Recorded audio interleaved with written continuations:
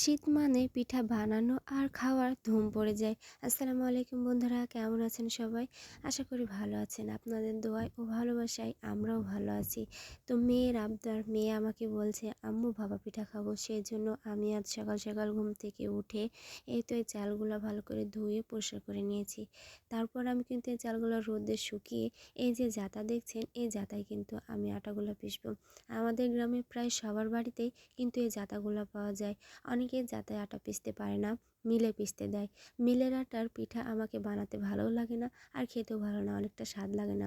সেজন্য একটু কষ্ট হলেও আমি কিন্তু এই যাতে আটাগুলো পিষছি। আর এদিকে বাজার থেকে আপনাদের ভাইকে দিয়ে একটা নারিকেল নিয়ে এসেছি। আর আমার মেয়ে পানি খাওয়ার জন্য কিন্তু আমার পাশে গ্লাস নিয়ে বসে আছে। মাশাআল্লাহ, নারিকেলের ভেতরটা কিন্তু অনেক সুন্দর। আর আমি এভাবে নারিকেলগুলো সব কুড়ে নেব। আর পিঠা বানাতে বানাতে আমার কিন্তু সন্ধ্যা লেগে গেছে, কারণ রাতের রান্না বাড়া শেষ করে তারপরে আমি এই পিঠাগুলো বানাতে এসেছি। আর এদিকে মাটির কলসিতে পানি দিয়ে দিয়েছি গরম হওয়ার জন্য। আর গরম হতে হতে আমি গুড়গুলা কেটে নিয়েছি।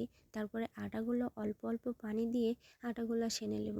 আর আটা সানা হয়ে গেলে আমি চালন দিয়ে আটাগুলোকে চেলে নেব, কারণ চালন দিয়ে আটা চাললে আটাগুলো দেখতে অনেক কিন্তু সুন্দর হয়। পিঠা বানাতেও কিন্তু ভালো লাগে। তো আমাদের গ্রামে প্রায় সবার বাড়িতে বাড়িতেই এই কলসিগুলা পাবেন। মাটির কলসিতে পিঠা বানালে, মানে পানি দিয়ে ভাপা পিঠা বানালে একবার পানি দিলে পিঠা বানানো শেষ হয়ে যাওয়া পর্যন্ত পানি থাকে। আর অনেকেই সিলভার হাঁড়িতে বানায়, কিন্তু আমরা সিলভার হাঁড়িতে বানাই না, কারণ আমাদের বাড়িতে অনেক মানুষ। সিলভার হাঁড়ির পানি বেশিক্ষণ থাকে না, সেই জন্য সিলভারের হাঁড়িতে আমি পিঠাগুলো বানাই না। আর এদিকে এই পিঠাগুলা কিন্তু আমি এবার প্রথম বানাচ্ছি, কারণ ভাপা পিঠা তোলার সময় আমার হাতে তাপ লাগে, সেই জন্য আমি কিন্তু ভাপা পিঠা বানাই না। তো আজকে আমি কিন্তু প্রথমবার এই ভাপা পিঠাগুলো বানিয়েছি।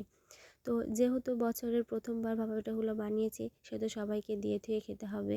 তো আমার দাদি শাশুড়ি, চাচা শাশুড়িদের আপনার ভাইয়াকে দিয়ে ওদের বাড়িতে পাঠিয়ে দিয়েছি, যে পিঠাগুলো দেখলে ওরাও গরম গরম খাবে। আর এদিকে আপনার ভাইয়া বাড়িতে আস্তে আস্তে আমার কিন্তু সব পিঠাগুলো বানানো হয়ে গেছে। প্রথম হিসেবে পিঠাগুলো কিন্তু দেখেন মাশাআল্লাহ অনেক সুন্দর হয়েছে, অনেক সুন্দরভাবে আর কি বানাতে পেরেছি। এই যে ভেতরে দেখেন গুড় আর নারকেল দেওয়া আছে, মাশাআল্লাহ ভেতরটা কিন্তু অনেক সুন্দর হয়ে গেছে। আর যেহেতু রাত লেগে গেছে, শীতও পড়ে গেছে, তাই গরম গরম পিঠা আমি কিন্তু চুলার কাছেই বসে থেকে খাচ্ছি।